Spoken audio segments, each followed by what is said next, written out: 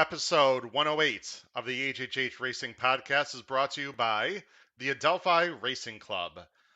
Adelphi is a club of like-minded people who enjoy horse racing and the camaraderie of being a part of something bigger than themselves. It's a true community. Adelphi's founding partners have all owned horses in other partnerships and syndicates, as well as their own, and the overachieving goal with Adelphi is to blend the benefits of solo ownership with the thrill of the partnership experience.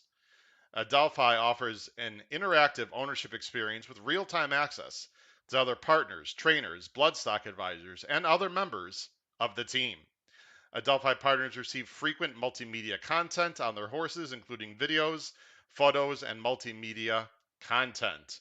Adelphi has an exciting class of yearling prospects by horses such as Street Sense, Lauban, Frosted, and Taprit, and will be very soon launching a brand new claiming and private purchase partnership. Join the club. And now, let's start the show.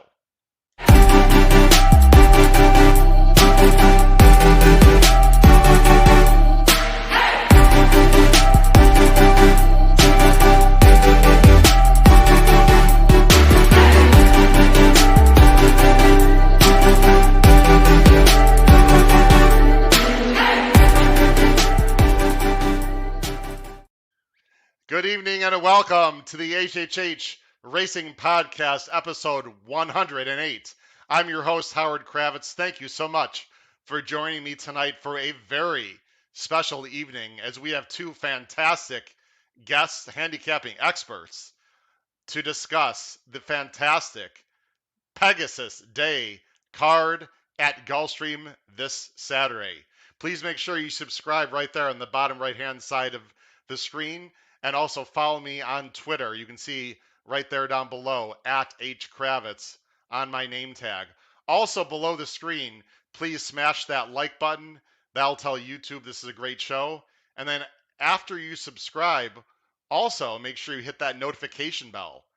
That'll tell you when new content will be popping up on this show. A few quick housekeeping items, and then we'll bring on our fantastic guests.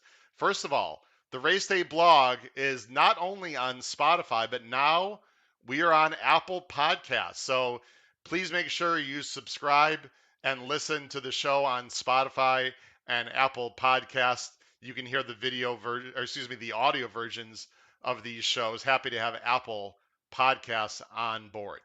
Also, very important announcement. I have a Race Day blog, as most of you know. Now, I tease this out on Twitter.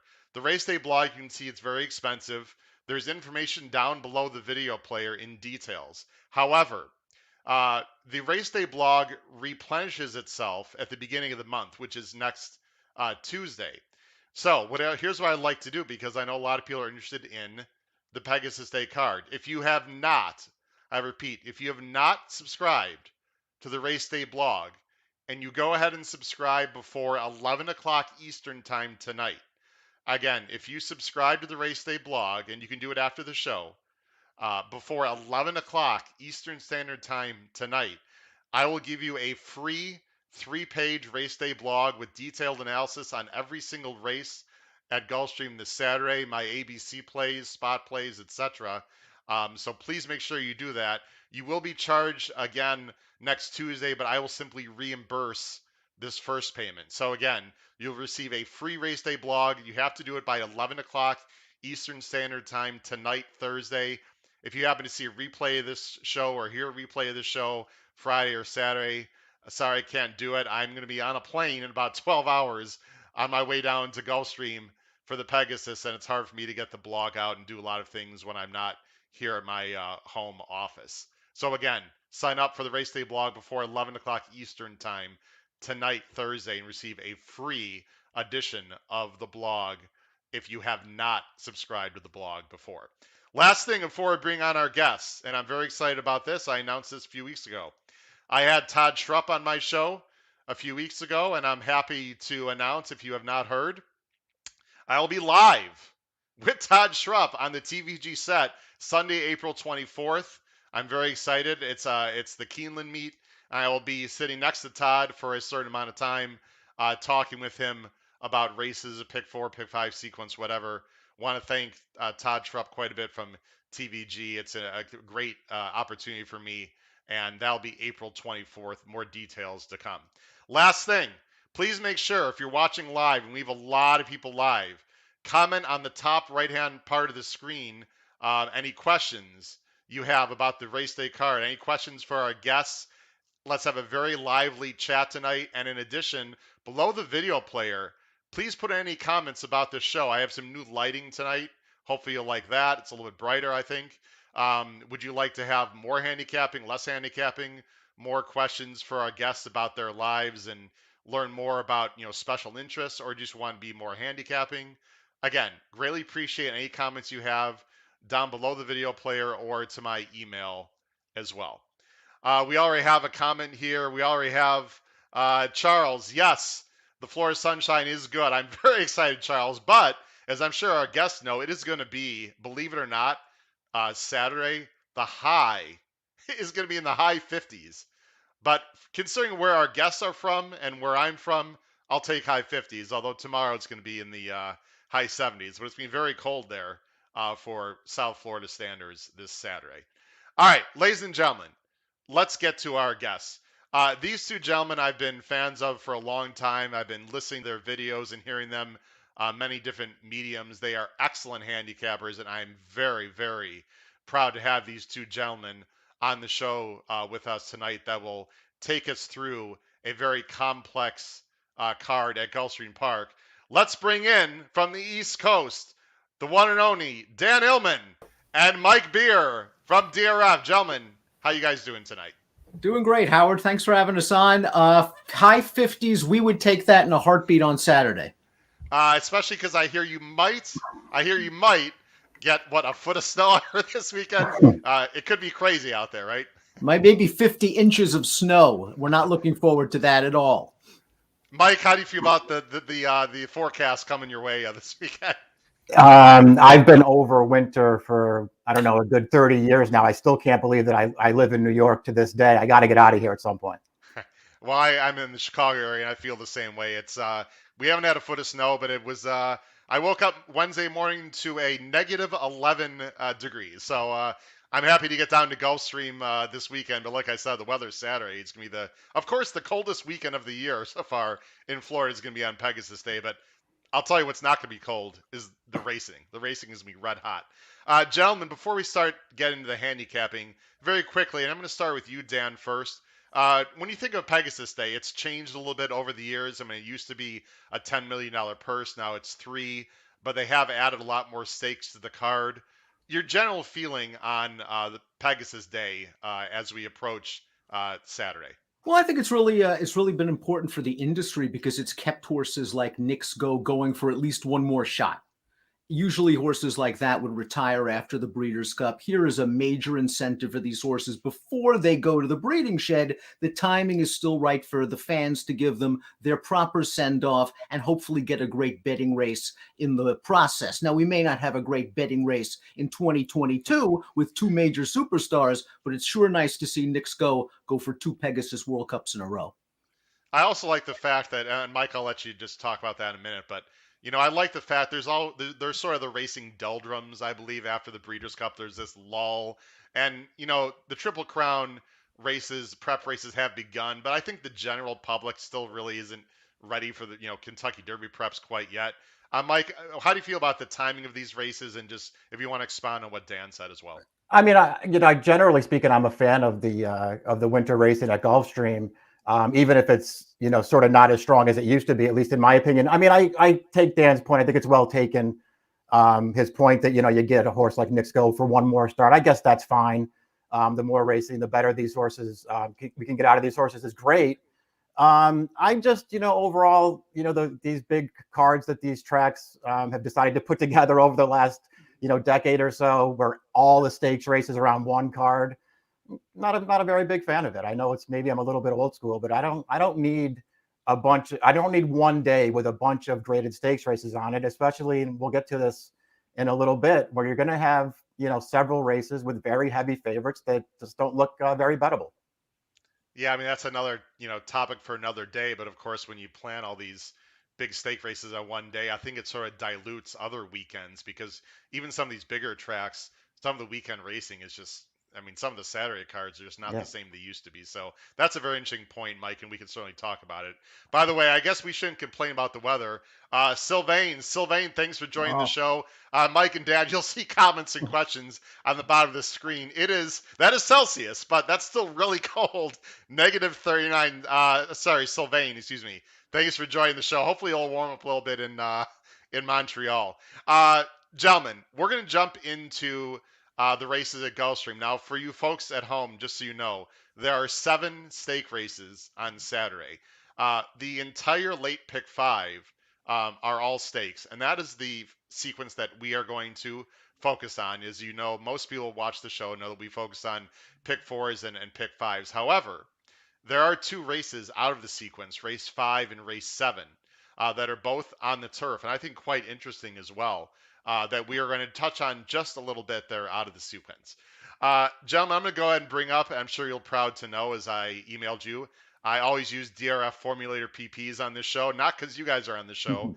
I just think they're outstanding.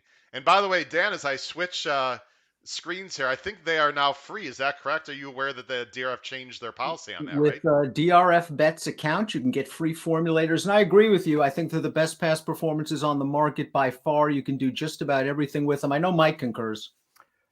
Yeah, 100%. I've been using Formulator since back in the old days, Dan. Remember when it's software, you had to download. You couldn't just get it on the web. I mean, I don't know. To me, I don't think I could handicap with any other product.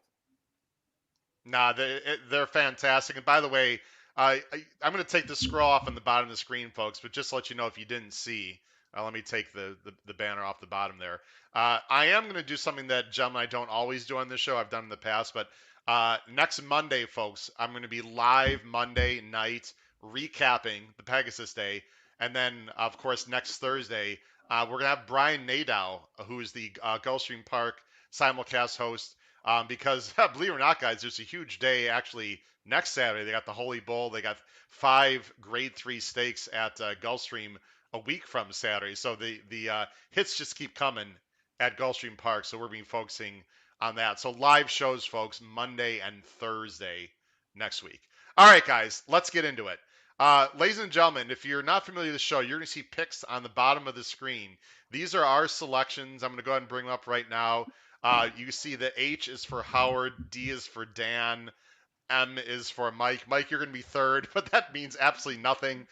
So don't worry that you're not. The Dan is the first one on there. What we're going to do, gentlemen, is I will have each one of you go first. We'll just go ahead and flip flop, and I'll always be third out of respect to my guests there. And you see their picks for each race on the screen. Dan, we're going to start with you here. This is race 5. Again, this is out of the pick 5 sequence. And also, Dan and Mike, at times I'm going to go full screen as well, and we'll be off the screen. No one wants to see this mug. Plus, our viewers will be able to see the PPs a little bit better as well. So we'll just be alternating between on screen and off screen. Race 5 is at 1:27 Eastern Standard Time. Again, this is outside of the pick 5. It's a mile and a half on the turf. It's the Grade 3 La Provenant. This is for older fillies and mares. Dan, you're going with the 4 horse in this race on top, who will most likely be the favorite, Always Shopping. Oh, she's definitely going to be the favorite. And again, I'll let Mike spend most of the time handicapping on our behalf because he actually is going with price horses. Always Shopping to me just looks very logical. Like a lot of Todd Pletcher trained horses, it seems that she hulks up at Gulfstream each and every year. I believe she won this race last year. Her last race was very, very game in the Via Borghese and speed to work out her own trip. I wouldn't be surprised if she's first or second turning into the stretch. She's been tough at Gulfstream. I don't really want to have too much money in against her. Maybe I would use, Howard, your second pick as well, the number 9 at a little bit of a price. Yeah, and just so people know, if you're new to the show, I just saw, and Mike and Dan can confirm this, I literally just saw their picks maybe an hour or two ago. I handicapped last night. Gentlemen, I'm not sure when you did your handicapping, but we have some interesting, clever opinions, and I have something interesting I want to say, Dan, about the 9, but I'll let you go first. Why do you have this horse in second? Looks a little bit, to me, unexposed for a very underrated trainer, Brian Lynch. Well, that's one of the reasons why I'd like to go here. I know pretty much what I'm going to get with most of the horses in this race. I'm not sure what I'm going to get just yet from Honor Hop. All I know is I'm pretty sure I haven't seen her best. Her last three races have been rock solid. She hung a little bit last time out at Keeneland, maybe. Mike and I watched that race on our DRF Stakes preview, which you could see, shameless plug, on the Daily Racing Form YouTube channel. And it looked like she had a big chance in the stretch and she just couldn't get by. But I don't think they've gotten to the bottom of her just yet. Yeah, gentlemen, by the way, I will let you plug anything you'd like at the end of the show. Well, they have great videos up on DRF. Here's a point that I like to bring up to both of you. I do a lot of, I'm a visual handicapper. I do a lot of replay watching. I watch a lot of workouts as well. Honor Hop, by the way, guys, has been working out with Gift List. Now, I know that's a horse you guys are interested in. They have been working together. So we'll talk about Gift List later in the card in race 9. But just to let folks know at home that Brian Lynch has paired Honor Hop with one of his nicer uh, older filly mares on the turf is also running later today, or excuse me, later on the card. So I just would like to bring that up. Mike, you're trying to get creative here. I don't blame you because really Always Shopping is not exactly a superstar. You're going to go with a very good closer for Shug and Castellano, a Hungry Kitten, 8-1 morning line. Yeah, I just sort of wanted to go in a different direction here. I do think Always Shopping is the horse to beat. I just feel like she's going to be probably too short a price for me in here, especially because I don't, really love her recent form. I know she got back on the beam a little bit last time. I just wasn't really impressed with that win. It didn't come back particularly fast. And I just thought she had, all the best of it that day on a slow pace. At a short price, I want other horses in here. And listen, Hungry Kitten is not ideal necessarily. She doesn't have a great running style. You can see in basically all of her races, she just sits last and tries to make one run into the race. And that can oftentimes work against you. That worked against her last time when Always Shopping beat her. The pace was very slow. This horse was last all the way around to the top of the stretch. And I thought she put in a good run. It was way too late, but I liked the way she finished in there. I thought 2 starts back at Belmont going 1.5 miles, I thought she might have actually been pretty unlucky in that race. Tried to make her first run just as the pace was picking up around the turn. The field got away from her again, and she just came storming through the stretch. It was way too late, but I actually felt like she ran an underrated race there too. She didn't have much of a campaign last year. Obviously, there were some issues with her, but she was getting really good in 2020 once Shug stretched her out, and she looked like she was going to be a graded stakes horse. I'm hoping that she becomes a graded stakes horse now.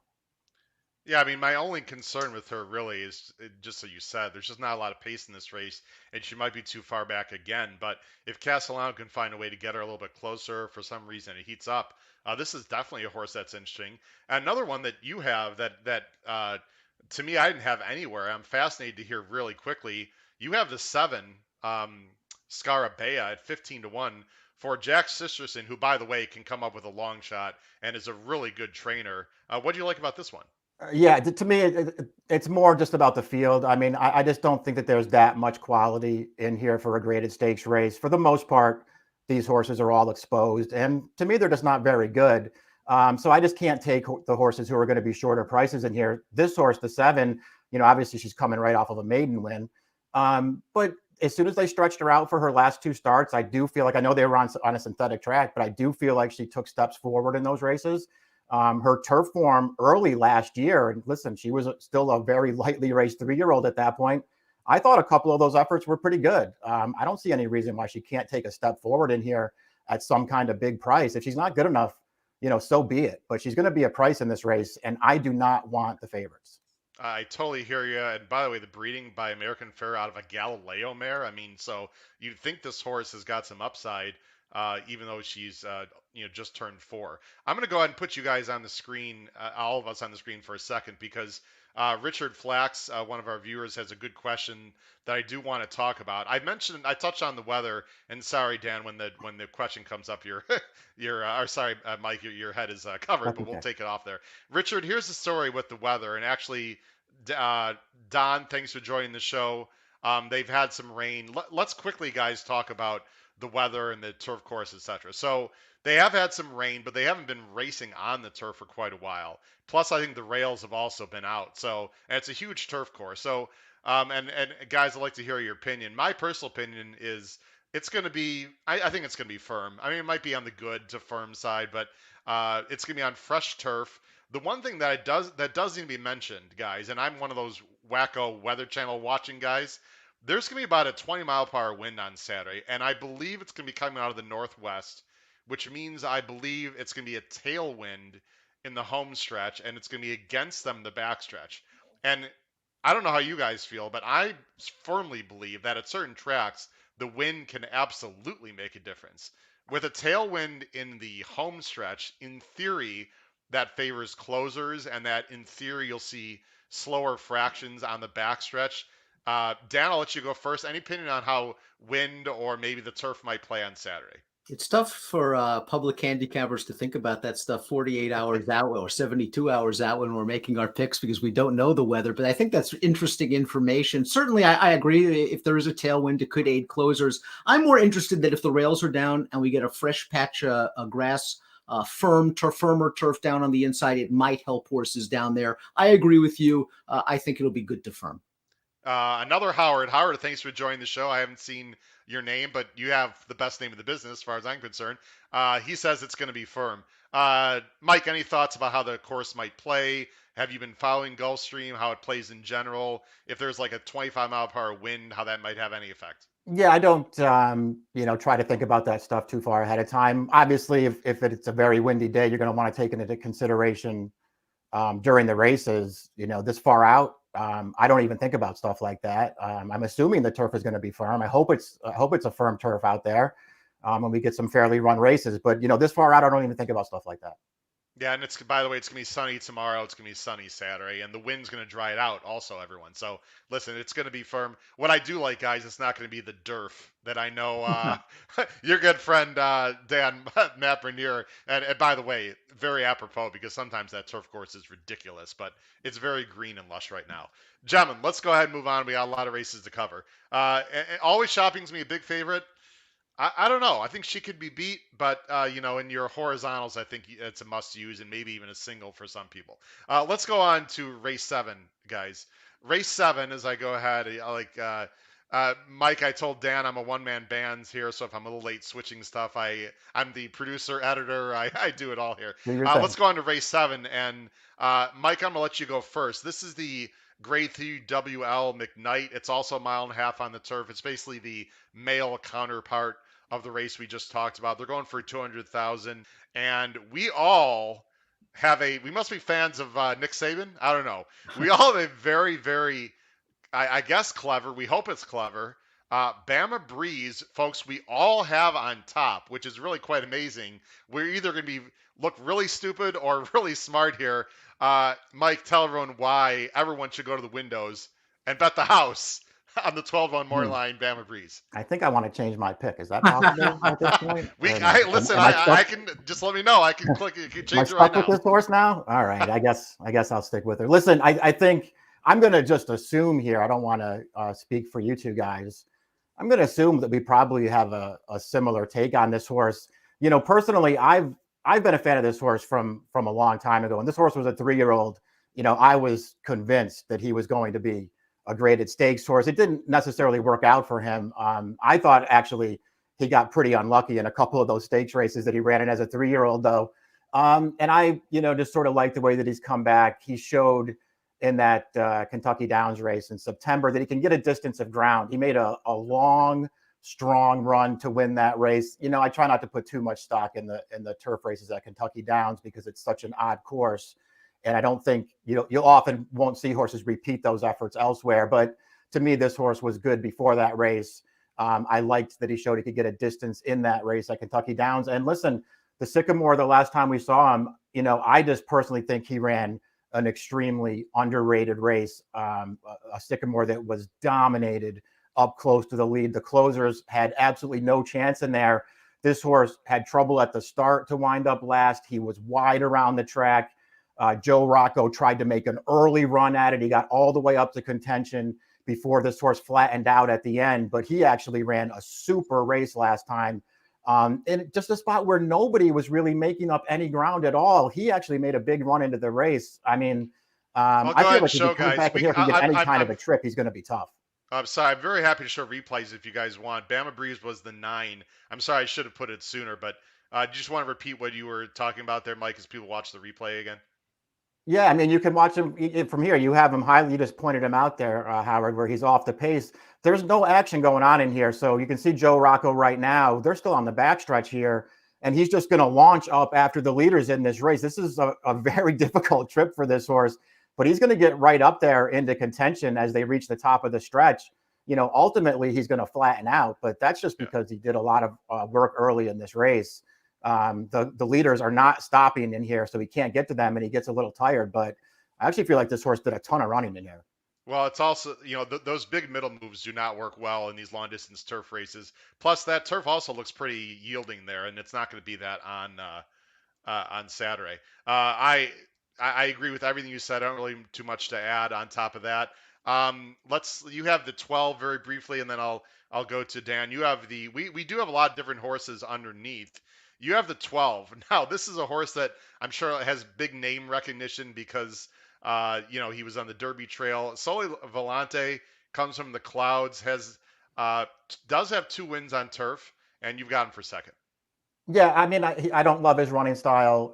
Sort of the same thing we talked about with the horse in the prior race. This horse is probably going to be last early because he doesn't have any speed. But, he was in that same race that we just watched with Bama Breeze, the Sycamore, a pace-dominated race. Closers had no chance. This is a horse who was, as usual for him, last early. He was forced very wide around that final turn of the race and actually stayed on pretty well. I didn't think he ran poorly at all in that spot. He came back in the Fort Lauderdale last time going 9 furlongs and just in another race that was dominated on the lead, wire-to-wire winner in Doswell. This horse, there was nobody making up late ground in that race. This horse was actually making up late ground in there. I just feel like since they've gotten back to turf with him, and I do think he's a better turf horse than dirt horse, I feel like his form is headed the right way. He's going to need some luck if he's going to get there in this race, but he's going to be a big price, and I actually feel like he's an underrated horse. So he's 21 morning line, and the reason why I'm putting the screen, and Mike and Dan, we have a large combination of people like myself who've been handicapping for 20, 30 years. But we also have a lot of newer, younger viewers that are watching the show, which I'm very excited to have.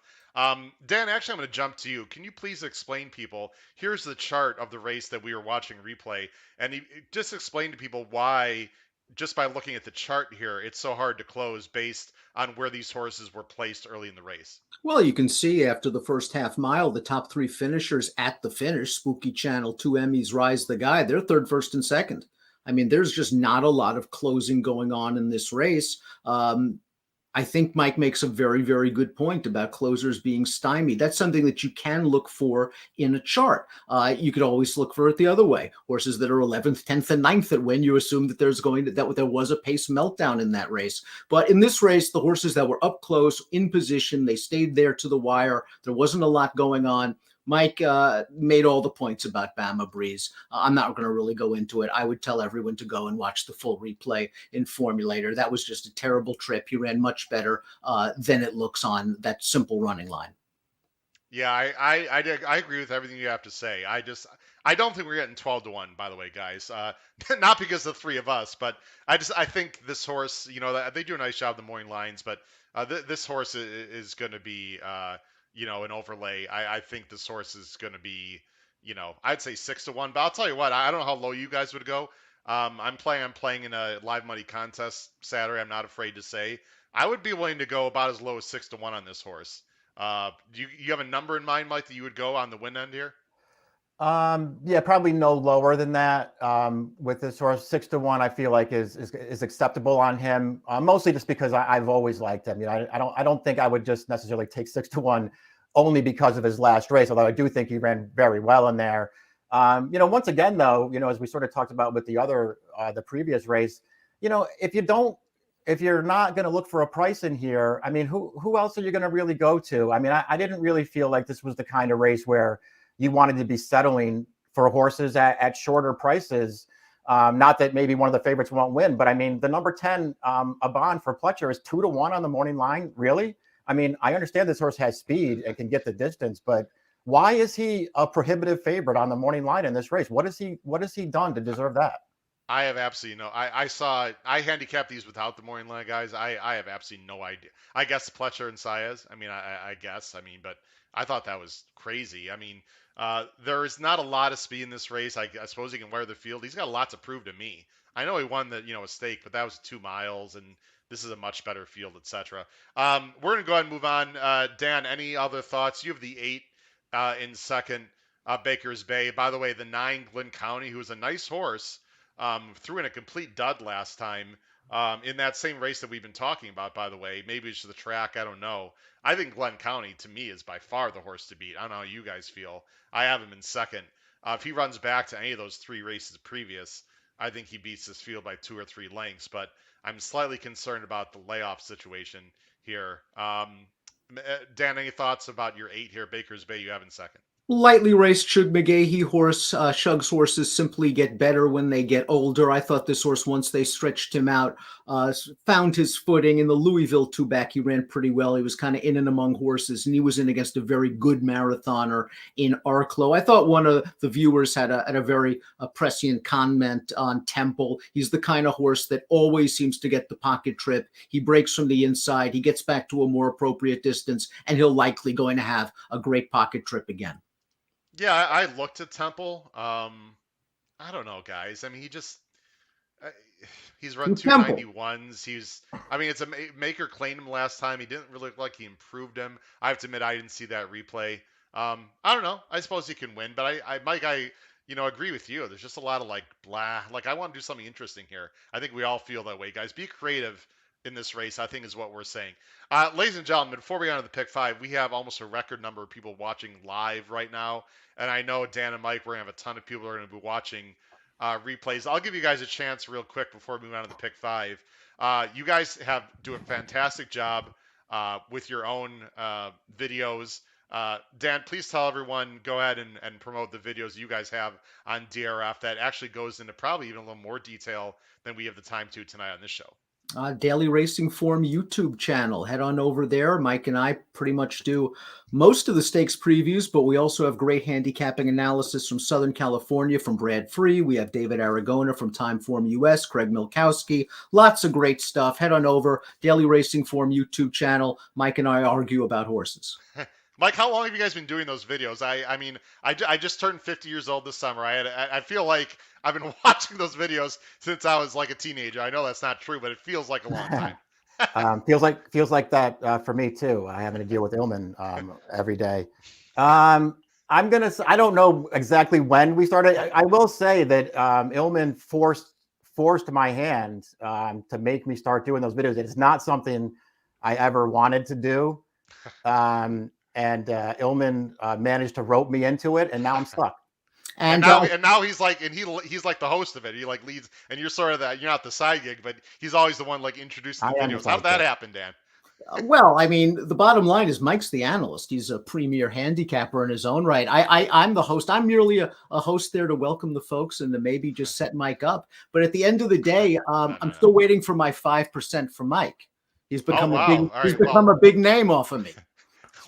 We'll talk about that off the show. And Mike and I know better, Dan. We know you're an excellent handicapper. And by the way, folks, that Dan, if you don't know, Dan's good friends with Matt Bernier, and Matt often talks about how knowledgeable and good a handicapper Dan is, as well as Mike. So you can't fool us, Dan Illman.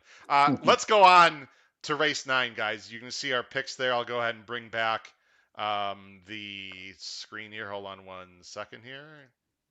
Oops, there we go. All right. Race 9. Now, this is the beginning as I go ahead and switch to the picks. Everyone watching, and again, thanks for watching tonight. Please make sure you subscribe on the bottom right-hand side of the screen. We are also on Apple Podcasts now, as well as Spotify, so you can listen to the show as well if you missed something tonight. Gentlemen, this is the start of the pick 5, and I think this is a fascinating pick 5 sequence, not only because of the horses in the race, but also from a betting perspective in terms of how you formulate your tickets. I hope we have time at the end of the show to talk about that, because we're ending the sequence with basically a 2-horse field. I think we both agree with. So it's going to be fascinating, to see how people construct their pick 5 tickets. It starts here, the pick 5, at 3:36. I'll go full screen. 3:36 approximately, without the post lag, guys. 3:36 Eastern Standard Time. They're going mile 16th on turf. This is the Grade 3 TAA Pegasus World Cup Filly and Mare Turf Invitational, the female version of the male version. It's a mile and a 16th, like I said, $500,000 in the kitty. Dan Illman, we're going to start with you. But actually, I suppose we can start with anyone because there's a horse that we all think is going to be very tough to beat, the number 4, Real Glory, for a guy named Chad Brown and a guy with the last name of Ortiz, this time Jose. Howard, you must really like this race because isn't this the second leg in the pick 5 and the kickoff leg in the pick Did 4? I screw that up? No, there's no screwing up. I like this race too. Oh, my goodness, I did. My bad. Wow, all that fancy intro. There we go. Host fail, as my good friend Peter Thomas Fortel would say. I greatly apologize, guys, and everyone out there. Sorry. No, we'll talk about that. We'll get to that race. I was so excited to talk about Real Glory. My bad, guys. Let's go to race 8. The pick 5 starts at 3:03. I'm putting myself back on screen because I screwed. I'll put us all back on screen. I screwed up. Race 8, guys. Race 8. The Grade 2 inside information. It's on dirt. It's 7 furlongs. Older. Actually, does I guess it could be 3-year-olds too. But fillies and mares, $200,000. We'll still start with you, Dan. I thought this was a very tricky race personally, with a lot of horses that are difficult to trust.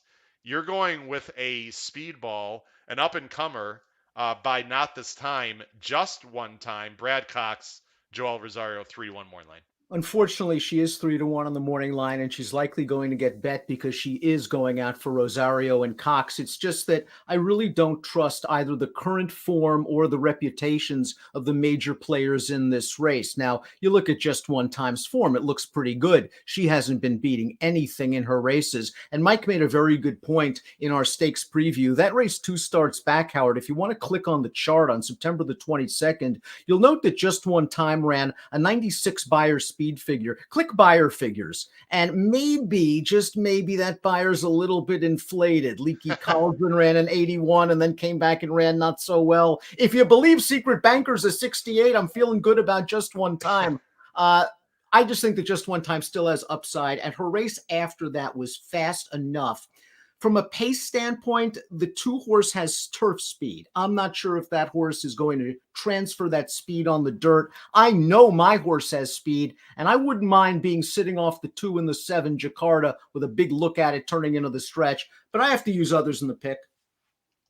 Yeah, I mean, I don't want to talk to. I have the source in second, mainly because I'm assuming you feel the same way about this particular point, Dan. I love outside speed. That's the best. I mean, she could get the lead. She could sit off Jakarta. I don't think the 2, by the way, is going to have the lead. I'll talk about my 2 after Mike explains. But just I think the trip might work out. But boy, this horse has got serious questions, right? I mean, she's got to go an extra furlong. This is not a 4-horse field. These are not Penn breds. I mean, this is a whole or Pennsylvania breds. This is a whole other deal. You're going with the 7. You mentioned Jakarta. I actually bet Parks that day, Dan. I have no idea where that effort came from, but she was pretty good doing it. It's kind of funny that we talked about this a little bit on the preview as well, that Jakarta kind of made her bacon and her reputation as a turf sprinter. Take a look at her lifetime record on fast dirt, 6 for 9. But at the end of the day, lone speed is great speed, and Jakarta got loose at Parks that day and was able to pull away from a fair field, not a great field. I know Miss Mosaic came back to win a stakes race. That figure wasn't great. But Jakarta, when she gets to the front, is dangerous, and she does have 7/8 form on her page. Yeah, just this is why it's really important to go back, folks, because don't just focus on the last few races, and especially don't focus on the first race. I mean, Jakarta, this is Jakarta. I mean, when she was younger, guys, obviously she was mainly a dirt horse, and she showed a lot of speed, and then she just transferred herself to the turf after, I think that was after Maker took over. Yeah, what a shock there, huh? Maker improved a horse on the turf. But I mean, this horse started her career on the dirt, so maybe we shouldn't have been surprised by that last effort. As I'm going to go ahead and switch back to the 12 lines here. Let's talk about the horse that Dan has in third. I have in third. Mike Beer, I'm going to go to you. You have this horse on top. I got to say, I didn't know what to do with this horse. 4 Graces, 5-1, Ian Wilkes, and Julian Leperoux. Yeah, I mean, there are obvious question marks with Four Graces. Only managed one start as a 4-year-old. Didn't run poorly that day either. In a pretty tough spot on a fast pace. But obviously something went wrong. We didn't see her again until January 6th down here at Gulfstream. Listen, she didn't run great last time, but with only one start in between, dating back to the end of 2020, I'll give her the benefit of the doubt and just say maybe she needed one with so much time off. She wound up just missing at the end. I mean, to me, there was never really a point where it looked like she was going to win that race.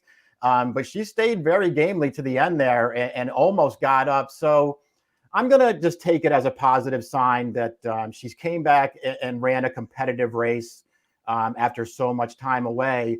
And, personally, guys, and maybe she's just not this horse anymore, but going back to Four Graces as a 3-year-old, to me, if she comes back and can run any one of those races that she was running as a 3-year-old, she's going to beat this field. This is not a good field of horses. She was a legitimately good 3-year-old filly sprinter.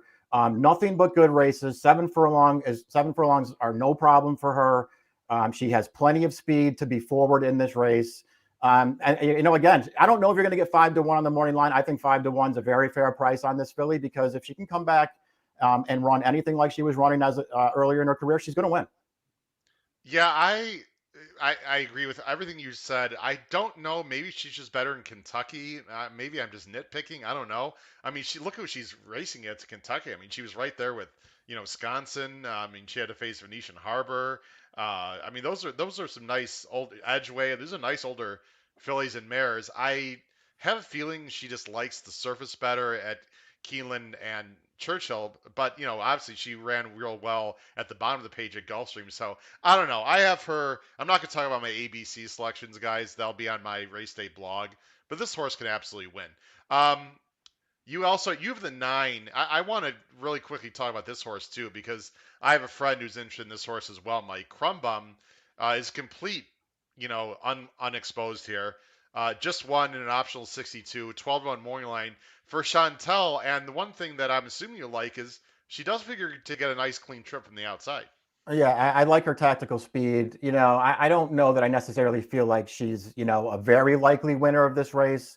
But I do think it's, at least worth noting. We're talking about, a grade two sprint race here for 200,000. This isn't a very good field. I mean, there are a lot of horses in here. Most of these horses, as a matter of fact, do not look like graded stakes horses to me. We'll see what happens with that morning line favorite just one time. I mean, maybe that horse turns out to be really good. I'm going to have to make her prove it at a really short price. So maybe she'll just win. But outside of, a horse like Four Graces, who, at one point was a graded stakes horse, I mean, who do you really want in here at any kind of a short price? I wanted horses at better prices in here. I'm going to fade all the favorites. I'll try to get Crumbum in there just because I just like her overall form and I like her tactical speed. And one quick add, if you believe that the 7 furlong distance is a specialist's distance, Four Graces really appreciates 7/8 of a mile. She got good then. I'm interested in Howard in your thoughts on AG Indy because I loved her on the turf in Southern California. What a fascinating spot. Boy, yeah, I've got a few things I want to say. First of all, Trish Smith is a great viewer of this show. Guys, throwing you a bone there from Trish, who lives in Lexington, gentlemen. So she knows her horse racing. I had a chance to meet Trish last year. Trish, thanks for watching the show and thanks for the compliments to Mike and Dan. By the way, guys, I didn't mention this real quick on Bama Breeze. I know we're going back, but I want to mention a statistic. And by the way, these two guys put great formulator stats up on their videos. I'm not doing it on this show, but I just want to say that Rusty Arnold, who trains Bama Breeze, this is off a 2 to 6 month layoff, first time off the layoff, turf graded stakes 4 for 13, guys, which really surprised me. I know it's a small sample size, but that is 31%. I just want to mention that with Bama Breeze. All right, here's the deal on AG Indy, guys. And I agree, Dan. This is a fascinating horse, right? I mean, these PPs are really strange. So let me just briefly talk about this horse and some stats. By the way, the 7 Jakarta beat Miss Mosaic, guys, and Miss Mosaic came back and won. Just want to mention that Jakarta is coming out of a live race, the 7. So AG Indy started her career, way back actually on the dirt. And I just want to show this very quick because this is my top pick, folks. And I'll move on quickly after this. One race on the dirt, really slow, right? But when you look at the breeding of this horse, I mean, you would think the horse could run on dirt. This is by Take Charge Indy out of a Badge of Silver mare, who the Hong Kong Silver was more of a synthetic horse, by the way, guys. I'm not going to show the PPs for the dam. Then O'Neill takes over and turns this horse into a real nice sprinter, right, guys? Fast, nice sprinter. Now Pletcher takes over this horse. I've got to believe that he spotted this horse, well. I will say, gentlemen, this is really important. I'm going to bring this on the screen. I'm not sure if you guys know this because we're all very busy, but like I said, I'm a sicko and I prepare really deep for my shows. AG Indy has been working in company with another Pletcher horse. You guys know who it is? I do not. Fearless. Ah, okay. Now, We'll be talking about him in a little bit. Now, Fearless, guys, which we're these two gentlemen know, but for you watching or listening at home, Fearless is a very nice horse running later in the card. It's one of Pletcher's better older horses. I watched the replay on XB TV. Just throw a shout out to them. And guys, AG Indy was right there with Fearless. Now, Fearless is more like a one pace, two turn horse, and this is more of a sprinter. But AG Indy was on the inside of Fearless, which I like because I think she's going to be in the inside here. And she looked good to me. Again, it's a workout, blah, blah, blah.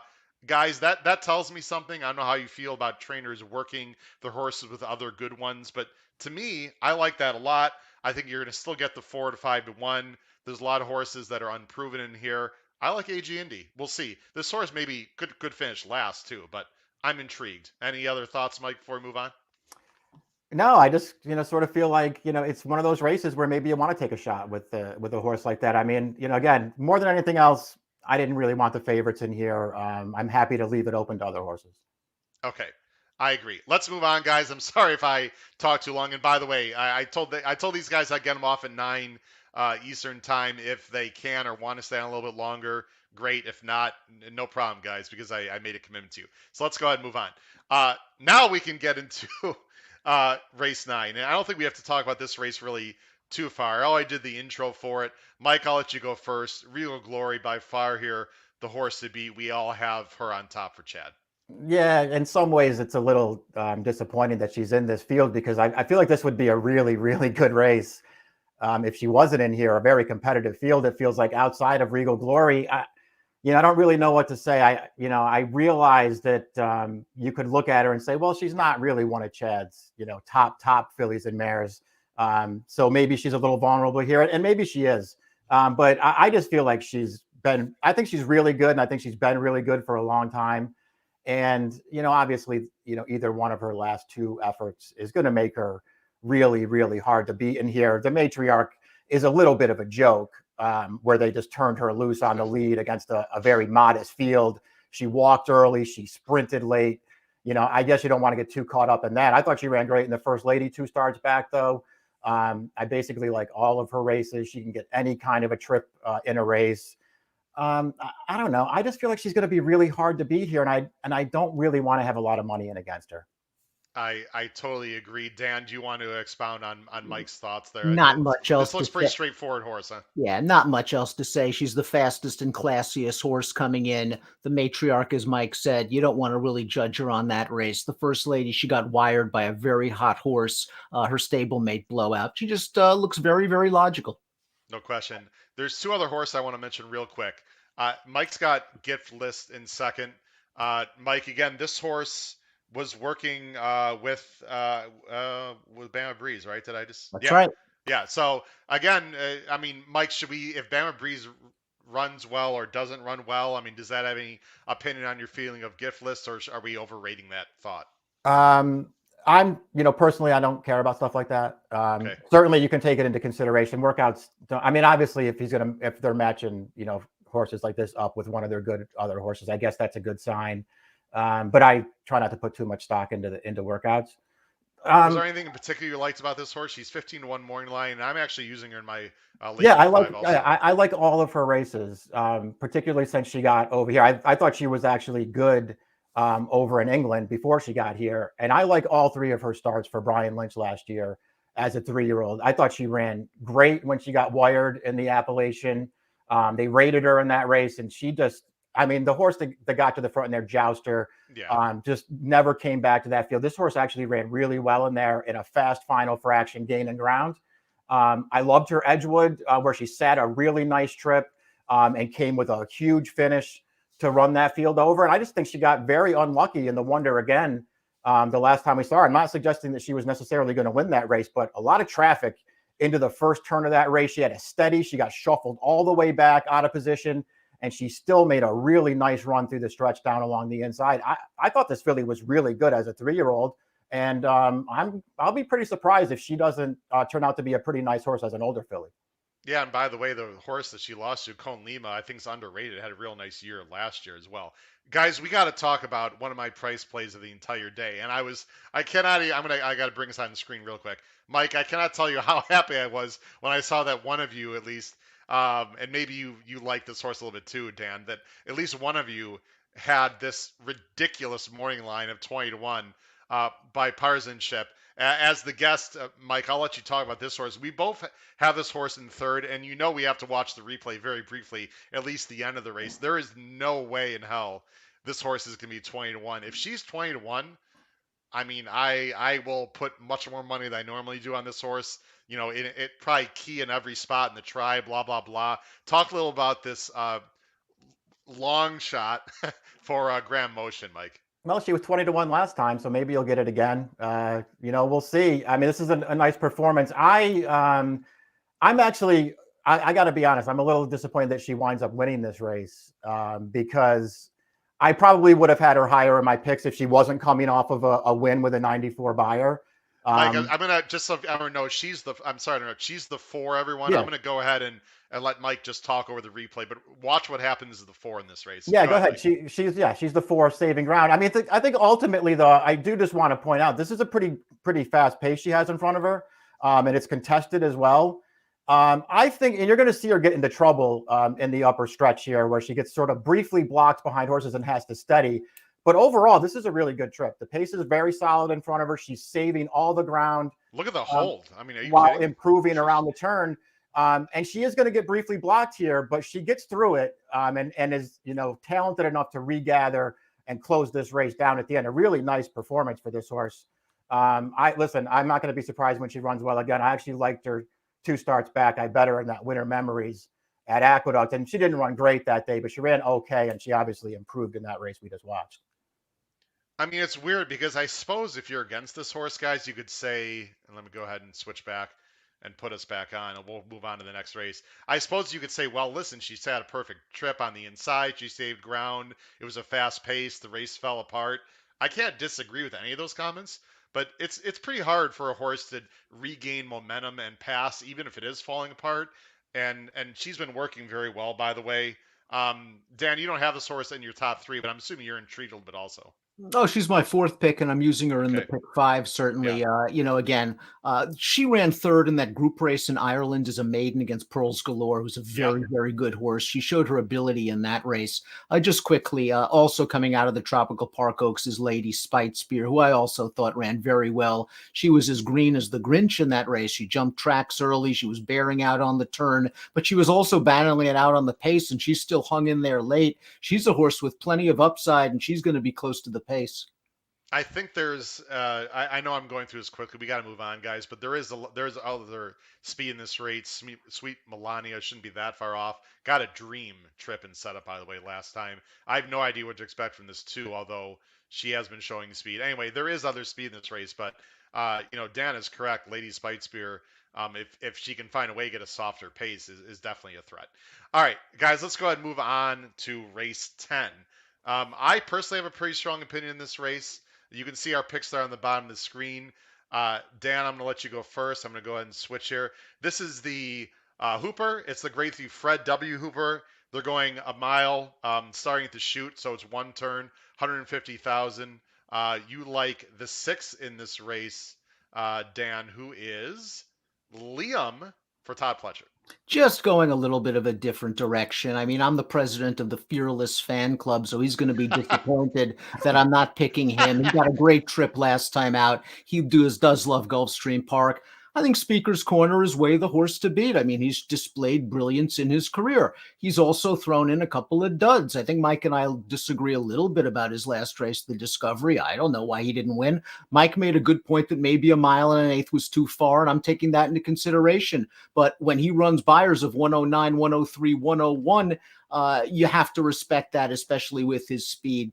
Liam's just a weird horse because he came back off of an extremely long layoff in a very weak race, but he did do a lot of work in that race. He battled with the runner-up. They went hard and heavy the middle half of the race, and Liam was just too much for him. You'll notice he showed a little bit of promise for his prior trainer before the long layoff. I think there's something here. Pletcher doesn't have to rush this horse, especially if he has Fearless in this race. I'm just curious to see what Liam does. I don't think Speaker's Corner is going to want to get involved in any kind of duel with Liam. He's going to let Liam have the lead. We'll see if Liam can take him as far as he can. I'm not in love with this horse, but he just is an interesting new face.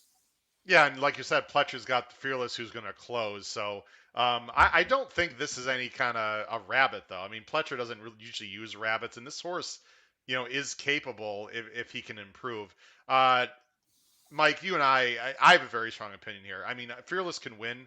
I love Speaker's Corner in this race. I just thought last time the Discovery was just too far. I mean, he had no excuse other than the fact the distance is too far. I love the turn back and everything about this horse in this race. Yeah, we agree. I mean, I do think the distance did him in last time. And you could sort of see it. I feel like you could sort of see it in the stretch run of that race because he was still clear down past the eighth pole, but he just wasn't finishing at the end. He wound up jumping to his wrong lead inside the 16th pole, and he just couldn't hold off. A pretty nice horse, by the way, in Miles D. I still think he ran well last time. I just don't think he wants to go that far. I love him cutting back to the one-turn route race. He's got really nice speed from the outside. I just think he's way the horse to beat in here. I don't even think it's that close. I know you like him too. So if you want to, take over and just talk about him, that's fine. I just want to mention that the only other horse I'm using in this race, I do expect Speaker's Corner to win. The only other horse I'm using is the number 2 Pain. I just want to see what this horse can do for his new trainer as he stretches back out to a mile. I got to admit, I loved this horse in New York. You have to go back a few years to get to those races when Chad Brown had him, but this horse ran nothing but good races for Chad Brown. He kept getting better. He was super unlucky 3 or 4 times in a row before he wound up putting together a 3-race winning streak into the beginning of 2020. And then he just missed a ton of time. They could not keep this horse on the track. He's coming back second off the layoff here after a very easy win sprinting at Tampa last time. He's another horse who got into a little trouble in the stretch of that race, but managed to get through it and won very easily. And this horse has a little bit of talent, and he can get the mile, and he's just going to be a huge price in here. I'm not against Speaker's Corner, but I'm going to use Pain with him. I think those, he is going to be a big price if he's improved. I don't like the fact that he's already 7. I'm just not a big fan of older horses in general facing younger, but he can win. To me, this Fearless can win also. I have nothing else to add, guys, and I want to move on because, again, I'm sorry that we're going to be going a little bit over if you guys don't mind. But, that's all right. To me, this is a 2-horse race. I mean, it's either Fearless or Speaker's Corner. Frankly, I'd be very surprised if it was anyone else. If one of these two don't win for me personally, I'm probably that's going to hurt my pick 5 quite a bit because those are my lone A's and I have no B's. Everyone, just let you know. That's my opinion. The only other horses I have are C's. I think it's 8-1 to the hoop, so to speak, and move on. All right, gentlemen, let's get to the last 2 races and what fantastic races we have here. These are the 2 pretty much feature races of the day. I'm going to go ahead and switch to our banner. And you guys have about 10 minutes, or you guys have any specific time? I don't want to put you on the spot here, but as much time as you need, Howard. I'm looking forward to handicapping these races. Wow, fantastic! Okay, I really appreciate it, guys. Then we will talk because these are obviously the big races of the day. Let's talk about first the Grade 1 Pegasus World Cup Turf Invitational. They're going a mile and eighth. I believe it was a mile and 3/16 last year, if I recall, or has been. So it's a small cutback in distance. $1 million purse. I think it's fair to say these are the best turf horses in training right now. I mean, obviously it's January. You're not getting the best of the best, but I'd say this is a pretty good field considering. I would have loved to see, maybe someone come over from overseas, but that doesn't happen in this race usually. I'm going to let Mike go first because, Mike, you and I have a horse in this race that is going to be a little bit of a price. That is very honest. Michael Maker's got a bunch in here. We both like Field Pass with Rispoli in the irons. Yeah, this is another one of those races where I, kind of didn't really trust the horses who were going to be shorter prices and sort of wanted to look for horses at bigger odds. I just like Field Pass. I think he's a good horse. He was a really nice 3-year-old for Maker. I think he won 5 stakes races as a 3-year-old. I don't think anybody would confuse him, with the top horses, but he was really good as a younger horse, and he's always been a horse who had no problem with distance. So you don't have to worry about 9 furlongs with him. Dan and I talked about this a little bit in the video preview we did for this race. This horse came back early last year and didn't win any of his first 3 starts in some really tough spots that Maker found for him. The Maker's Mark Mile, the Man of War stretched out to 11 furlongs, then the Wise Dan. He didn't win any of those races, but he actually ran really well in all of them. In particular, that Man of War going 11 furlongs, where they just went a really fast pace, and he was up close to it for a long time before he got tired. So I don't know. I just feel like he actually, it may not look like he came back an improved horse as a 4-year-old, but I actually think that he did. And, his Knickerbocker at 9 furlongs is another race that, to me, it looks like he was just loose on the lead and couldn't hold it. I felt like he went a very solid pace in that race and just got nailed at the wire. And I don't know, Howard, if you wanted to talk about his Seabiscuit, his win last time. Sure. But I think that's a race that is worth watching if anybody hasn't seen it, because they rated this horse early. And now you don't have to do that because they could put him right up close to the pace if you want to. But they wound up rating him early in here. And then Rispoli made a move on the backstretch of this race that is not generally a winning move in a turf race. He moved super early in here to go after the leaders. You see him as we pick up the race. Now he's already taken the race over. I mean, that's back it up a little bit. Well, yeah. Even more so. He's the 2, folks, and Sacred Life was in this race is the 7. Yeah, Rispoli's out and going already. They just turned into the backstretch here. He's already on the move, marching up to these leaders. That's not always a winning move in a turf race. I think Rispoli noticed that they were trying to back the pace down a little bit, and he wasn't going to let him do it. So he made this horse sustain a really long run in this race, and he manages to fight off Sacred Life, who was a big favorite here at the end of the race. This was a really good performance from this horse. Yeah, tell me about it, because I had Sacred Life singled when I had Sacred Life singled in this race right here, Dan or Mike. Sorry, the way that middle move, I'm like, Sacred Life's gonna win this for sure, and somehow. And really, Sacred Life had no excuse in this race, I didn't think. Again, no. Sacred Life is angling out here. I thought maybe the one was, on his outside and maybe forced Sacred Life to maybe move a little bit more uncomfortable in between. I mean, right here, Field Pass is in trouble, right? No. Left-hand stick, fights on. I mean, this was about as game as you can get.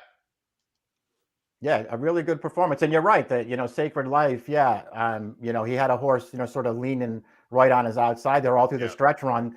That's fine if you want to give him a little credit for that, but that's not the kind of excuse you want to be given to a horse who was 4 to 5. And Sacred Life is in this race also, who I think is interesting at 6 to 1. Let's talk about the 5 horse, because Dan, you have the 5 in second. I got to be honest, guys. This is a real mystery to me. I don't have Hit the Road in the top 3. I don't, he's been very unlucky with the circumstances. He's not been hurt, folks. We could talk forever, but there's several reasons why he has not run since October. My main concern, guys, I mean, he's talented. There's no question about that. The 1.8 miles. I mean, Blacker's been keeping him a mile. Mike and Dan, you guys seem to think that that's not going to be a concern here. I think it's the main concern. I think the distance is the main concern, because I think he might very well be the horse to beat from a pure talent standpoint. He ran some really, really nice races last year against some good horses.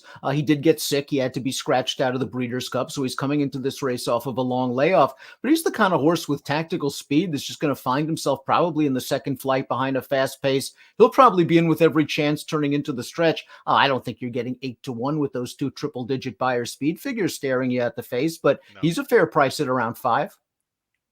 Yeah, I mean, nothing wrong with getting Tyler G on there as well. The pace of this race, guys, is very interesting. I've got Never Surprised in second. Here's sort of my hope, gentlemen. I think people are going to say, "Oh, he's got the 12 hole. It's Gulfstream." There's quite a bit of run into the first turn. Number one, number two, guys. I think this horse is fast. This horse, I've seen this horse run all summer. He's getting very good right now. I know you've got Doswell on top, Dan, who I respect, but I think Never Surprise is going to gun to the lead, and Doswell's going to have to sit. Not that Doswell can't do that. I think this horse is getting the lead. Maybe size can back it down because people are going to think, well, this horse can't can't hold on. I don't know. I'm interested. I would never take Never Surprise at too low a price, but I think he can win. And I'll just go ahead and Doswell if you want to talk briefly, Dan, about this horse you have on top. Oh, I just think they found out what he wanted to do last time out in the Fort Lauderdale, and that is he needs the lead to win. Just look at his last three wins: on the lead, on the lead, on the lead. If the 12 is on a run and gun mission, it could be trouble for Doswell. I'm a sucker for speed horses. I picked Liam in the other race. I have the Brad Cox horse, and the inside information is going to be close. I like horses with tactical speed, or if not outright early speed. Doswell's going to have to probably do even a little better than the Fort Lauderdale, because that was a race he controlled up front where there wasn't a ton of closing going on. But Never Surprise, boy, I mean, he's taking the same route that Pletcher's winner of this race did last year. Tropical Park Derby against straight 3-year-olds, up against older horses, that of course being Colonel Liam, who's back in here as well and could win. The sky's the limit for that horse. He's going to get the class test. He's probably going to have to work to get to the lead, but I agree with you. I do think he's pretty good. I want to comment on Charles here. Charles, just to let you know, I think Channel Cat's interesting also, and then we'll talk about the elephant in the room in a second, guys. Colonel Liam. I just want everyone to know at home, and Charles, Channel Cat has the blinkers off, and I've watched a few works. They're trying to put him behind horses in rate, so I do not think Channel Cat's going to the lead, Charles. I don't want to dissuade you from picking this horse. I just want everyone to know that I'm pretty sure Rosario, who's very, excuse me, patient, I think is becoming off the pace with Channel Cat, guys. And Sisterson said that Channel Cat is in is training fantastically, like the best he's ever trained. Again, it's trainer speak. Take it for what it's worth. I think Channel Cat is not impossible either. He's run some big races as well. Um, Mike, let's talk about the elephant in the room, and then we'll go on to the big one. Colonel Liam, I only have him third. You guys have him nowhere. I mean, I know I'm going to put all of us on screen here. I mean, obviously the horse can win, but it just feels like off the layoff and etc. that you're just trying to find some others, right? And that's how I looked at it. I mean, I do think in most ways he's the horse to beat in this race. I just didn't really want to take him as the favorite off the long layoff. Listen, you don't really have to worry about layoffs with Pletcher. He's great bringing horses back off of long layoffs. I guess my biggest question with him, and I'm happy to have you guys sort of expound on it, is do we really know that this horse is that good and he's a standout in here? I'm not so sure that I necessarily feel that way. He's certainly very good. And I loved the race that he ran when he won this race last year. Yeah. However, I do think that the field's a little bit stronger this year. I think he's got some tougher competition in front of him in this race. And, I guess he has an excuse for his most recent start to Manhattan, but man, was that a terrible performance. I don't know. He can win this race. I don't want a short price on him. I just wanted other horses in here. Just not my kind of horse, Howard, coming off a long layoff at a short price, even with Pletcher. Again, his merits speak for himself. That 4-race win streak was pretty impressive. Pletcher, a guy that likes to take his time. He was ready to strike while the iron was hot early in the year with this horse. Listen, I wouldn't be surprised if he comes back and he fires. But for me, just a bit of an underlay. I just want to throw this piece of information, and Dan and Mike, I don't want you to think that I'm like only watch works and base all my handicapping off works, but in the last 5 or 10 years, with all these works available, I do try to look at them with a little bit of a keener eye. Colonel Liam was working with Largent. Now, who's Largent? Largent ran a few weeks ago, was horrible off a layoff, but I will say Colonel Liam was outworking Largent. So if those of you that follow Gulfstream, we actually talked about Largent on the show with Marcus Hirsch. And he he won't be mad and saying that he loved him and I didn't. I just happened to be right in that day, but I'm wrong all the time, just like everyone else. I just want to throw that out there that Pletcher has had a turf horse recently that was was supposed to win and ran horribly Off of a long layoff too. off a long layoff. So I'm not saying that will be the reason why Colonel Liam doesn't win, But this is our job, right, guys? Give people information That's right. and they can take it wherever they want to go. It's a fascinating race. We could talk about this for another 20 minutes, but we're not going to. I think we all agree, those of you listening at home and watching, try to find someone else other than Colonel Liam, just because. By the way, forget the 3-1. Colonel Liam's gonna be 9-5. I would say somewhere around there, in my opinion. I don't know if you guys feel the same way. There's just too many other horses that are interesting, and I would try to search around a little bit here. All right, guys. I've been waiting, and you guys too. I mean, not only your handicappers, obviously your fans as well. Before I get into the uh, Pegasus, I got a question for each one of you very quickly. When was the last time that you can remember a race with the talent of these two, the pace situation of these two, and just the anticipation of a real, almost match race kind of feel? Dan, I'll let you go first. That's a really, really good question because A, my memory is so bad I can't remember what I had for lunch today. But B, you're right. They have the same running style. They're very closely matched in ability. Maybe they cancel each other out, but they're two very exciting horses on paper. They're really the two only main contenders in this race. And as we see, we like one of the two main contenders a lot more. But no, I can't remember. Maybe Mike would remember, although I know his memory's worse than mine. Yeah, it is. I couldn't come up with one, especially just because they have the same running style, which I just think makes it that much more intriguing. This race. I mean, we did have a Pegasus World Cup not that long ago when Arrogate and California Chrome matched up. It didn't turn out to be much of a match there with California Chrome not running well, but at least there was some anticipation going into that race. This is not a good example in terms of the same pace, but the race that came to mind was a race that one of the best Breeders' Cup races we've seen in years, that a horse won in the last leg that I needed for a decent pick four. I had a few times. The race that came to mind in terms of a stretch duel at the end and very exciting was Songbird and Beholder. Now they were only head to head. I'd say going into the far turn, I mean, Beholder was a little more like mid pack, and Songbird, boy, was she talented, was on the lead. But guys, that was sort of the race to me that came to mind, where you have two great horses sort of dueling beyond just the stretch. I'm sure you guys remember that race. That's the one that came to mind for me. Yeah, there's nothing to add. It's just that was a great race. Folks, if you like Knicks Go, you might want to change the channel. Guys, there are so many things to talk about in this race, and again, I don't want to take too much of your time, so I'll let you guys talk as much as you want here. Dan, I'm gonna let you go first. I mean, first of all, I love the fact when you look at these PPs. I love seeing 1-1-1-1-1, 100, 100, 100, 100, right? So there's Knicks Go. I mean, crazy, right? And then you see Life is Good. I mean, I just love looking at these PPs. I guess I'm just a total horse racing nerd, but Dan and Mike, you guys probably felt the same way, right? Absolutely. You rarely see horses like this that are just consistent winners and consistently run fast races and consistently go right to the front and play catch me if you can. As the Daily Racing Form Maryland analyst, I feel like a great betrayer in not picking the Maryland-bred Knicks Go in this race.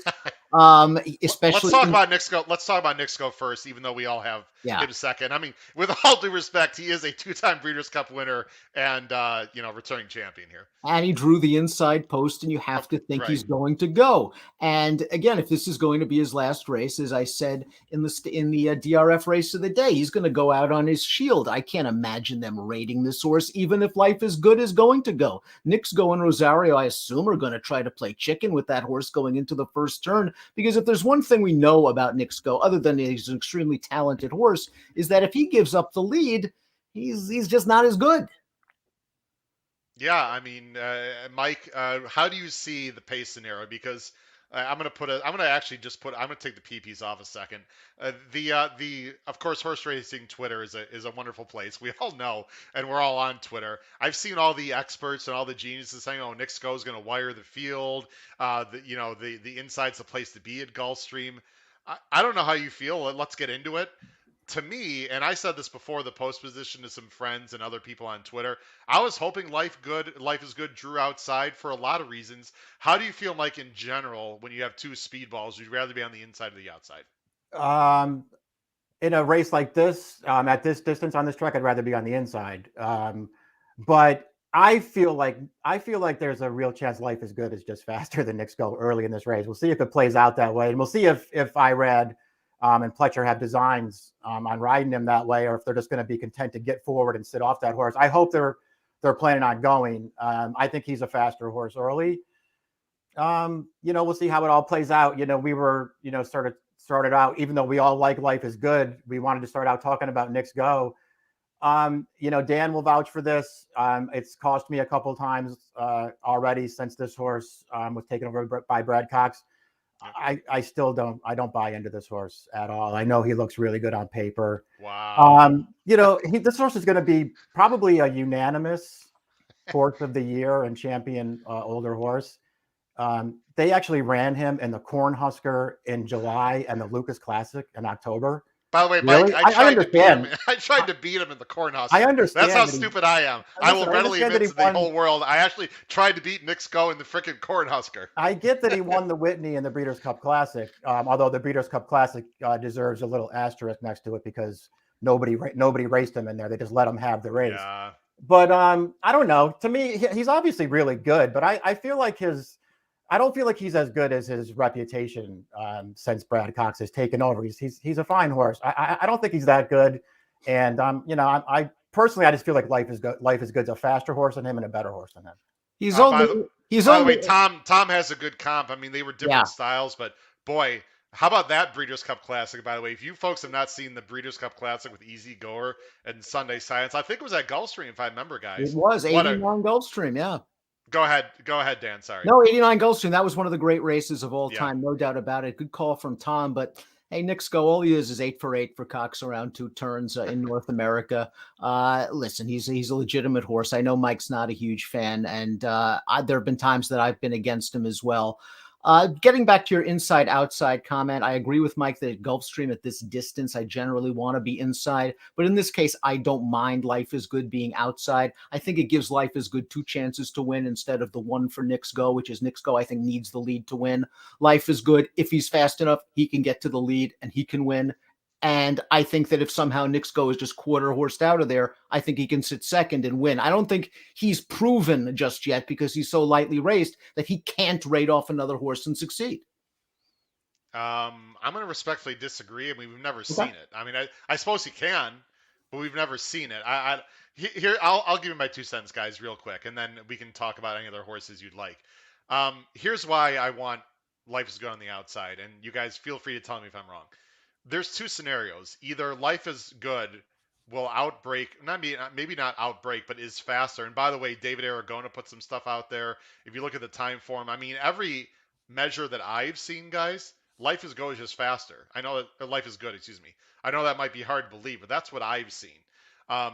If that's true, Irad is going to make things very interesting on that first turn for Knicks Go. I'm not suggesting he's going to put him into the rail or anything, but guys, I mean, you got to take every inch against Knicks Go, right? So if Life is Good outbreaks Knicks Go, excuse me, I think he's going to make things a little bit tight on the first turn, number 1. Number 2, let's just say Knicks Go, breaks really well and gets the lead.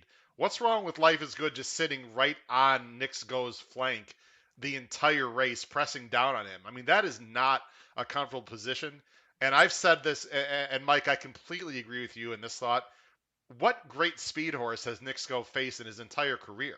I mean, we can go through Charlatan. He faced one. He faced Charlatan, and Charlatan was way better than him that day. And what happened? Now, okay, fine. I'm sorry. I don't buy this whole 1 turn, 2 turn thing. I know that's what Brad Cox says, and what do I know compared to Brad Cox? I'm not buying it, guys. I think he wants 2 turns because he is able to get a slower pace and relax. I mean, that's why. He faced Charlatan. That's like the only time, as you point out correctly, Dan, Medina Spirit, and I was there, by the way, in the BC contest with a chance to actually make some serious cash. And it took Hot Rod Charlie. I'm not going to lie to anyone because I thought Medina was going to press Knicks. It didn't work out, blah, blah, blah. I mean, Knicks ran very well in that race, but as you guys both pointed out, I mean, he really had a free ride the whole way. So I don't know the last time Knicks Go has faced a serious speed horse with pressure the entire way. And I also think we're getting 8-5 on Life is Good. I think Knicks Go is going to be 3-5. I didn't think that way before, guys, but once Knicks Go got the rail, all the amateur knuckleheads, oh, he's got the rail. So I think that lowered the price on Knicks Go, in my opinion, and raised the price just a little bit on Life is Good, even more reason. Um, Guys, any thoughts on some other horses? You've got Dan. You've got the 2 Chess Chief in third, and Mike, you've got the 6 Sir Winston, who obviously has back class on dirt as well. Dan, I'll let you go first on anything else you'd like to discuss Well, with it's me. just in case we have a torrid speed duel, right? I mean, these two horses just go out there at a breakneck pace and they go 44 seconds for a half mile and they're gasping for air. I guess we had to try to find someone that could come and maybe wear them down in the stretch. Chess Chief is at least in decent enough form. He came from off the pace to win last time out. I have no illusions that he is at the level of the 2 favorites in this race, but sometimes pace does make the race, and he does seem like a solid enough closer. I'm not going to talk about Soletta Boy. I do have him in third. I'll just say that he's got back class, and I think he's a dead closer and was up way too close to the pace against a ridiculously good flight line. Mike, this horse does interest me a little bit underneath Sir Winston. Has been on the poly, but obviously has back numbers on the dirt, including winning the Belmont 2019. Yeah, I mean, I didn't personally feel like there was a compelling case to be made for any of the other horses in here outside the 1 and the 4. I think, there is a valid way to look at the race and to just say, listen, the 2 favorites are both speeds. Neither one of them is going to give an inch in here. They're going to hook it up, and this race is going to fall into somebody else's lap. It could happen. I didn't look at the race that way. I put Sir Winston third just because I feel like he's the best closer in the race, but I don't, I'm not going to bet him in here. Right.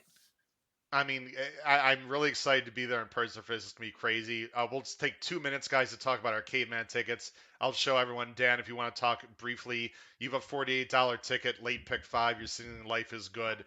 Any opinions on how you play this horizontally, this pick 5? This is a pick 5 where I think I would lean on Life is Good, and I would probably lean on the other favorite that we talked about, the Mott Horse Speaker's Corner in those 2 horses. I think most people are going to play that way. I think what you're supposed to do, at least in the World Cup, is have an opinion, one or the other. It's either going to be Knicks Go or Life is Good. I'm going with Life is Good. Speaker's Corner would be my A, even though I picked Liam, who's a bigger price in the pick. And I think I would like to spread in a couple of these other races. I do know that we went with Regal Glory in the second leg. She's way the horse to beat. She would probably be my only A, but I would use several other backups in case there is a little bit of chaos in that race. And for me, the Pegasus Turf is just a complete skull buster.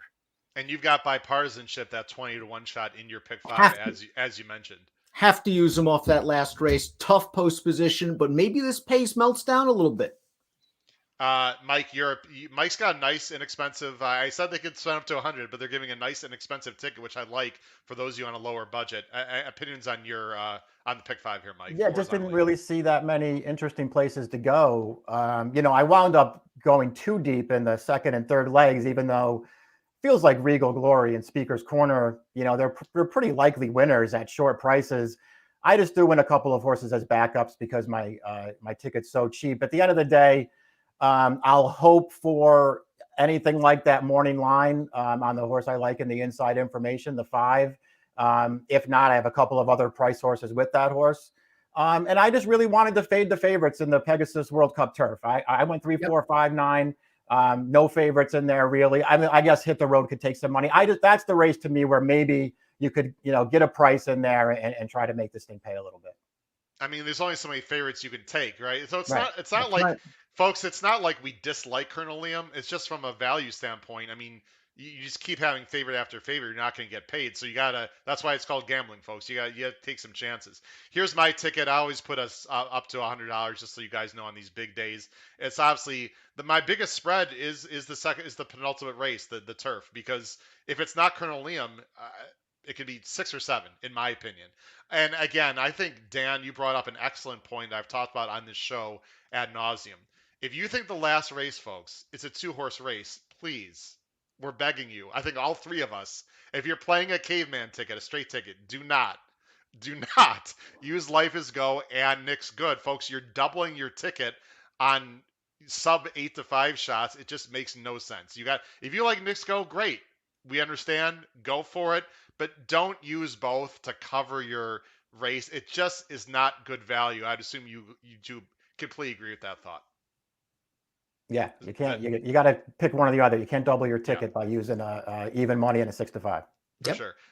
Dan Illman, Mike Beer, I know you guys went over, and I apologize. I'll take some blame for that. But we all love talking about horse racing, right? It's going to be a great day on Saturday. Hopefully you guys will not get, 5 feet of snow, whatever's predicted. I've heard 2 inches, and I've heard 3 feet. Who knows what the bomb cyclone's going to do out there?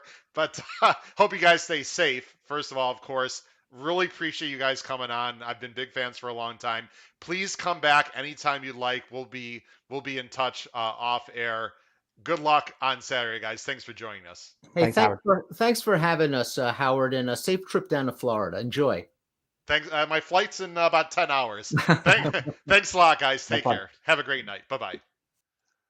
All right. Wow. What a fantastic show we had tonight. Dan Illman, Mike Beer, really knowledgeable, great guys. They spent an extra 15, 20 minutes on the show with us, and I really do appreciate it. Folks, please make sure you subscribe to the Race Day blog if you like the free, again, let me put this up. You have to subscribe by 11 p.m. tonight if you've never subscribed before. 11 p.m. Eastern Standard Time. If you do that, I will give you a free Race Day blog for this Saturday. So make sure you sign up for that. Also, the show is now available on Spotify and Apple Podcasts. So please make sure you subscribe and you listen to it there. And then, as always, I put my banner up here. Please email me at hkravitzhorse@gmail.com. I'm going to send out a lot of stuff on Twitter, guys. A lot of stuff on Twitter on Saturday. I'm going to have paddock reports. I'll take pictures, videos of some of these nice horses and how they look. Please follow me on Twitter. But most importantly, please make sure you subscribe to my YouTube channel if you have not subscribed, because I really feel like we give excellent content. And I'm going to have a live show this Monday, which I don't usually do, recapping Pegasus Day, and also the usually scheduled show next Thursday with Brian Nadeau, who does a fantastic job on the simulcast feed for Gulfstream. Is their main handicapper, and there's a huge stake races again a week from Saturday at Gulfstream, including the Grade 3 Holy Bull, which is the first road to the Kentucky Derby prep at Gulfstream Park. Let me see real quick. We have any other comments here? We'll wrap up the show. Janet, thank you very much for watching the show. Arizona is not a bad place to be. Chris Mack, Chris, thank you for joining the show. Appreciate the safe travels. I'm going to very much enjoy my trip down there. We're going to bring a jacket and a sweater with me on Saturday. I know it's crazy to believe it's going to be like that in South Florida, but it's going to be very cold there for South Florida standards on Saturday. Let's see. Trish likes title writings for Winston a little bit. Use them underneath, Trish. The last thing I will say before I wrap up here, folks, is if you're betting a trifecta in the last race, don't go 1-4 with 1-4. Don't go Knicks Go and Life is Good over Knicks Go and Life is Good. You're not making any money. I don't care if you have a 80-1 shot in third. You're not making money. I recommend a chalk splitter, folks. That means you take Knicks Go or Life is Good on top and then play your bomb in second. And then play Knicks Go, Life is Good in third. That's how you're going to make money in the trifecta in the Pegasus. It might not happen. You might lose. But if you win, if that actually does happen, let's say Life is Good or Knicks Go fades late and someone else comes on for second, that is how you're going to get paid in the trifecta. Just my opinion there on how you can get paid in the last race of the Pegasus. It's been a great show. I really appreciate all the fantastic viewers and comments. I wish everyone good luck on Saturday at Gulfstream Park for Pegasus World Cup Day. This has been Howard Kravitz, episode 108 of the HHH Racing Podcast. I'm off to catch a plane, heading down to Gulfstream. Good luck to everyone on Saturday. Take care. Good night.